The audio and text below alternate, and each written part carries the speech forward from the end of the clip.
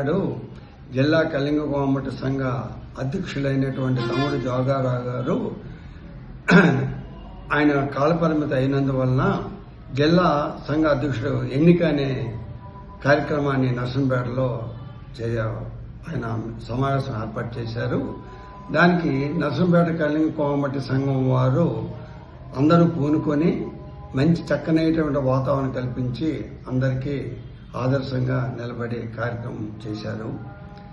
దానిలో ఉద్దేశం ఏమిటి అంటే అధ్యక్షుల వారు కాలపరిమితి అయినందువలన కొత్త అధ్యక్షుడికి ఎన్నుకోవాలనే ఉద్దేశంతో వివిధ సంఘాలు ఉన్నటువంటి శ్రీకాకుళం జిల్లాలో ఉన్నట్టు 65 సంఘాల తాలూకా ప్రెసిడెంట్, సెక్రటరీ, ట్రెజరర్లు అందరికీ రమ్మని చెప్పి ఇక్కడ ఎన్నిక జరుగుతుంది, మీరందరూ కూడా రావాలి అని చెప్పడం జరిగింది.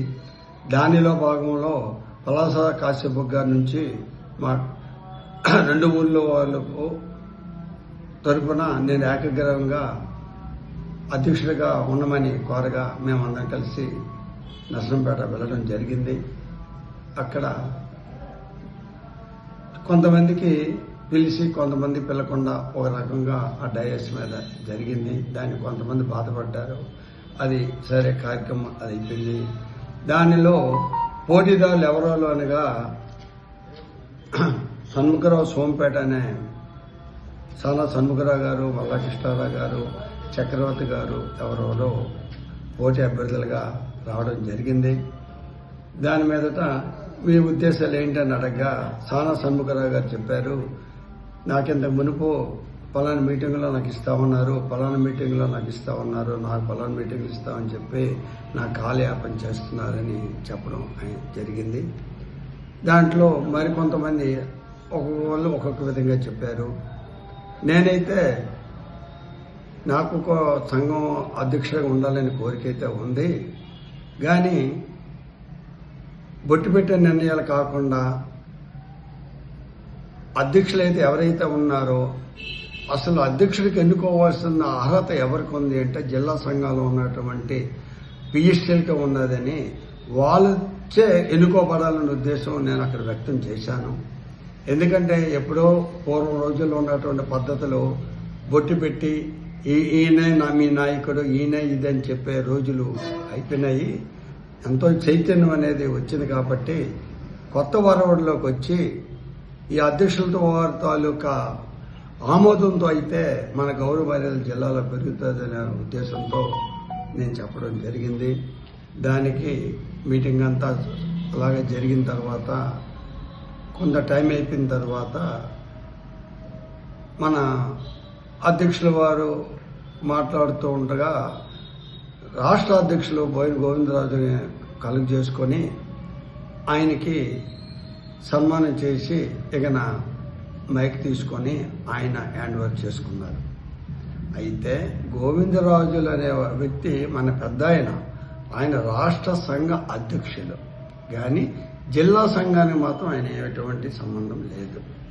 అయినప్పటికీ కూడా ఆయన చేతిలో తీసుకొని ఆయన కుటుంబ సభ్యులు ఇందులో ఇన్వాల్వ్ అయ్యి సందర్భం అక్కడ వాతావరణం అంతా తేడా కనిపించింది. దానిలో భాగంగా గోవిందరాజు గారు తాలూకా సోదరుడు ఇక్కడే మాట్లాడడానికి లేదు, ఇక్కడే ఒలిపడ్డానికి లేదు, ఎవరికి ఇష్టపడతాలు ఉండండి, ఎవరికి ఇష్టం లేకపోతే ఇక్కడి నుంచి వెళ్ళిపోండి అనే చాలా ర్యాష్గా ఇన్సల్ట్గా సంఘ సభ్యులకి అందరికీ అనడం జరిగింది.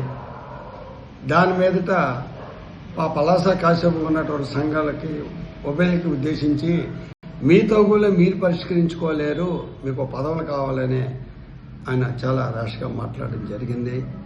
దాన్ని మా వాళ్ళందరూ కూడా ఖండించారు. అది చాలా తప్పది. ఎందుకంటే ప్రతి ఊర్లో సమస్యలు ఉంటాయి, ప్రతి కుటుంబంలో సమస్యలు ఉంటాయి.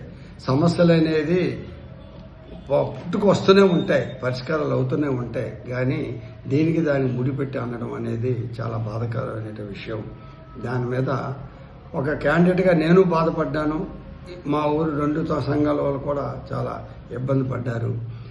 దాంట్లో గోవిందరాజులు గారు కూడాను మాటలు ఎలాగుంటుందంటే, నేను రాష్ట్ర అధ్యక్షుడిగా నేను ఆయనకి ఇచ్చేస్తాను, నేను నాకున్న హోదాని నేను ఇచ్చేసుకొని ప్రధాన కార్యదర్శిగా నేను ఇంకోళ్ళకి ఇచ్చేస్తాననే మాటలు ఆయన అనడం చాలా బాధాకరమైనటువంటి విషయం.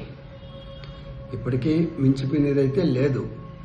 మీరు రాష్ట్ర అధ్యక్షులు, భవిష్యత్తులో మీకు ఎన్నో పదవులు వస్తాయి, అది నిలబెట్టుకోవాలన్న బాధ్యత అయితే మీకు ఉంది. కాబట్టి ఈ కుల సంఘాన్ని సభ్యుల తాలూకు అభిప్రాయాలు మీరు సేకరించి వాళ్ళ మనోభావాలు దెబ్బతినకుండా మీరు మళ్ళీ జిల్లా సంఘ కార్యవర్గం ఎవరైతే ఉన్నారో వాళ్ళకి అప్పచెప్పి వాళ్ళ చేత ఎన్నికలు జరిపించి సభ అనిపించుకుంటారని నేను మీకు మనసారా కోరుకుంటున్నాను. దయవుంచి తొందరపాటు కానీ మరి దూకుడుతనం మాత్రం అది కరెక్ట్ కాదు. మీ పిల్లలు కూడా చేరి చాలా బీభత్సం చేశారు. ఇలాగే చేసిన వల్ల రోజులు మారిపోయినాయి. దూకుడు అనేది చాలా ఇబ్బందికరం. అది ఎక్కడ మన మీద మనమే దూకుడు చేసుకోవడం వలన ఇతరుల దగ్గర మనం చులకనే పరిస్థితి ఉంది. ఒక రాష్ట్ర అధ్యక్షుడు పిల్లలు తోపులాట జరిగిందంటే చెప్పుకోవడానికి మాకే చాలా బాధాకరంగా ఉంది.